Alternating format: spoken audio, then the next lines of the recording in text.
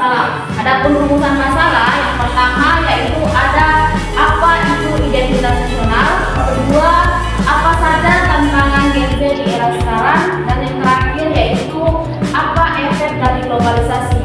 Nah, adapun tujuan dari rumusan masalah itu sendiri, yang pertama yaitu untuk meningkatkan pemahaman tentang identitas nasional, kedua untuk mengetahui apa saja tantangan Gen Z di era sekarang, dan yang terakhir yaitu untuk mengetahui efek-efek dari globalisasi itu sendiri. Lanjut kita masuk ke pembahasan yang pertama. Nah, yang pertama yaitu Pancasila sebagai identitas nasional. Pancasila bukan hanya sebagai dasar negara Indonesia, tetapi juga merupakan pedoman hidup bagi setiap warga negara dalam menjalani kehidupan berbangsa maupun bernegara. Pancasila memuat nilai-nilai leluhur yang mengatur hubungan antara individu, masyarakat, maupun negara. Nah, berikut ada penjabaran dari 5 Pancasila yang membentuk identitas nasional Indonesia. Yang pertama yaitu ketuhanan yang Maha Esa. Nah, sila pertama Pancasila menegaskan bahwa Indonesia adalah negara yang mengakui adanya Tuhan yang Maha Esa dan menjamin kebebasan bernegara bagi setiap warga negaranya. Sila ini juga mengandung pesan tentang pentingnya hidup harmonis di antara berbagai agama dan keyakinan yang ada di Indonesia. Yang kedua yaitu ada sila kemanusiaan yang adil dan beradab. Nah, sila kedua ini menekankan penghargaan terhadap hak asasi manusia dan keadilan sosial. Ini mengajak setiap individu ataupun saling menghormati dan memperlakukan sesama dengan adil dan beradab, tanpa memandang perbedaan suku, agama, dan latar belakang sosial. Yang ketiga yaitu ada persatuan Indonesia. Nah, sila ketiga ini berbicara tentang pentingnya persatuan dan kesatuan bangsa Indonesia. Meskipun Indonesia itu terdiri dari berbagai suku, agama, budaya, yang menjadi persatuan kekuatan utama dalam membangun negara yang berdaulat. Sila keempat yaitu ada kerakyatan yang dipimpin oleh hikmat kebijaksanaan dalam permusyawaratan berkeadilan, yang mana sila keempat ini mengatur prinsip demokrasi di Indonesia seperti musyawarah ataupun mufakat. Baik, saya akan melanjutkan materi dari rekan saya tadi, yaitu tentang identitas nasional di era globalisasi untuk generasi Gen Z. Di era globalisasi, perkembangan teknologi informasi, internet, dan media sosial mengubah pola komunikasi tentang interaksi antar individu di seluruh dunia.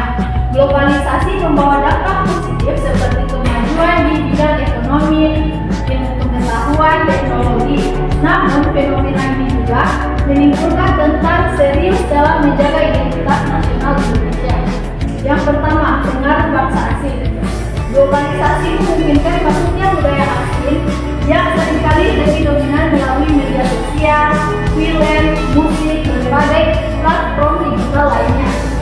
Budaya asing ini jika tidak seiring dengan bijak dapat mempengaruhi cara berpikir, perilaku, dan gaya generasi Gen Z. Hal ini dapat mengiris nilai-nilai lokal dan prinsip Pancasila seperti gotong royong, kerjasama, dan penghargaan terhadap keagamaan. Oke, baik, saya lanjut. Yang kedua ada kehilangan makna nasionalisme. Bagi generasi Gen Z yang hidup di dunia yang semakin terhubung, konsep nasionalisme seringkali mengalami pergeseran. Seperti generasi yang tumbuh dengan akses global, generasi Gen Z lebih banyak berpapar budaya global yang lebih luas. Sementara identitas nasional mereka sering dianggap sebagai suatu yang penting. Padahal nasionalisme Indonesia berlandaskan Pancasila tetap relevan dan perlu dipertahankan agar Indonesia tetap menjadi bangsa yang bersatu. Yang ketiga ada teknologi dan media sosial. Media sosial dan teknologi informasi memberikan dampak terhadap generasi Gen Z melalui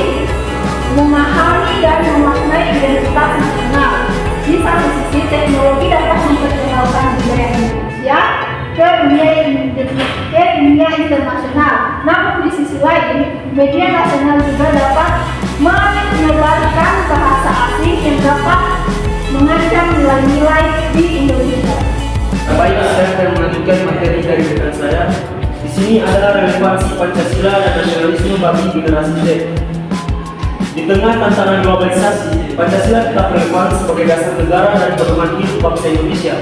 Bagi generasi Z, Pancasila bukan hanya sebagai sebuah dokumen sejarah, tetapi sebagai nilai-nilai yang harus diterapkan dalam kehidupan sehari-hari. Nasionalisme yang berbasis pada Pancasila dapat mengarahkan generasi Z untuk tetap mempertahankan kebudayaan dan identitas Indonesia di tengah arus globalisasi yang terus berkembang. Ada beberapa cara untuk menjaga relevansi Pancasila dan nasionalisme bagi generasi Z. Ada 3. Yang pertama, mengintegrasikan nilai Pancasila dalam kehidupan sehari-hari.